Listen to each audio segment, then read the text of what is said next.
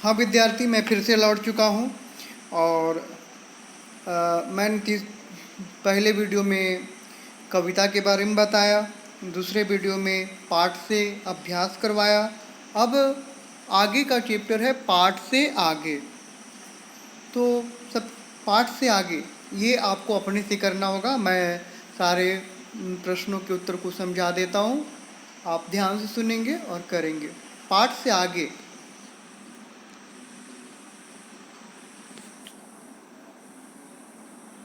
तो पाठ से आगे में सबसे पहला प्रश्न है, पुष्प के समान क्या आपकी भी कुछ अभिलाषाएं हैं? लिखिए। तो प्रश्न बोल रहा है कि क्या पुष्प फूल की तरह आपकी भी कोई इच्छा है? इच्छा की मतलब कि आप कुछ देश के लिए करना चाहते हैं, आप कुछ लाइफ में बनना चाहते हैं। तो जैसे आप यहाँ पर लिख सकते हैं, हाँ मुझे पुष्प के समान भी कुछ अभिलाषाएं हैं।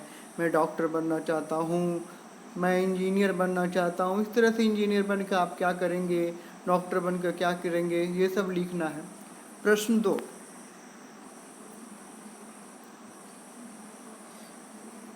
जननी जननी और जन्मभूमि स्वर्ग से भी किस प्रकार महान है? जननी या जननी मतलब जो जहाँ पे जो हमें जन्म देती है, माँ। और जन्मभूमि, माँ जहाँ पे हमें जन्म देती है उन्हें जन्मभूमि कहते हैं। और ये प्रश्न बोल रहा है कि स्वर्ग से भी किस प्रकार महान है। तो हम लिख सकते हैं कि जननी या जन्मभूमि स्वर्ग से भी महान है, क्योंकि स्वर्ग हमारा है या नहीं ये कहा नहीं जा सकता, लेकिन जननी और जन्मभूमि हमारा है। थोड़ा सा भी है तो मेरा है, ज़्यादा है तो भी मेरा है। इस मैं किसी से मांगूंगा नहीं, इसलिए कहा गया है कि जननी और जन्मभूमि स्वर्ग से भी महान है। तीसरा प्रश्न है, मातृभूमि की रक्षा के लिए आप क्या क्या करना चाहेंगे? तो इसका जवाब होगा, मातृभूमि की रक्षा के लिए मैं कोई भी काम ईमानदारी से करूँगा, देशभक्त बनूंगा, सच्चाई से काम करूँगा, झूठ नहीं बोलूँगा, सभी को भाई बहन मानूंगा, इत्यादि आप लिख सकते हैं। क्वेश्चन नंबर 4, अनेक देशों में सार्वजनिक स्थलों जैसे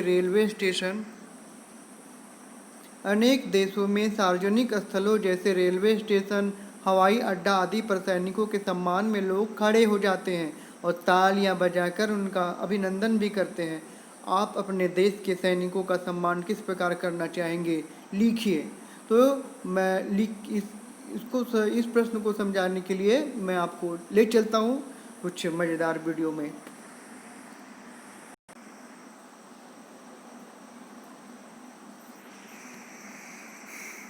तो यहाँ पर एक देखिए, एक आर्मी है।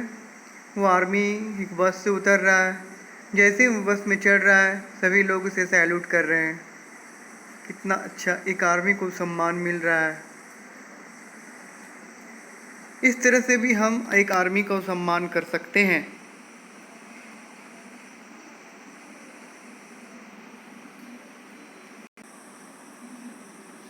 अगले वीडियो में देखिए कि कैसे एयरपोर्ट में आर्मी लोग जा रहे हैं और लोग उसके सम्मान में ताली बजा रहे हैं, उनको जाने का रास्ता दे रहे हैं, सम्मान दे रहे हैं, भारत माता की जय के नारे लगा रहे हैं।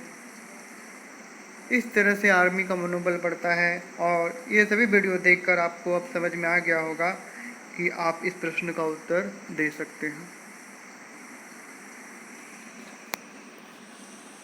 ध्यान से देखिए विद्यार्थी, बहुत आराम का, बहुत मज़ेदार चैप्टर है। और अगला प्रश्न है अनुमान और कल्पना। इसमें पहला प्रश्न है, इस कविता में पुष्प ने मातृभूमि पर शीश चढ़ाने वाले वीरों को सर्वोच्च सम्मान दिया है। आपकी नज़र में इनके अतिरिक्त और कौन से लोग के सम्मान के योग्य हैं? तो इसमें हम अनुमान और कल्पना लगा सकते हैं कि देश की सेवा सभी को करते हैं, केवल एक आर्मी ही नहीं करता, एक सेना ही नहीं करती।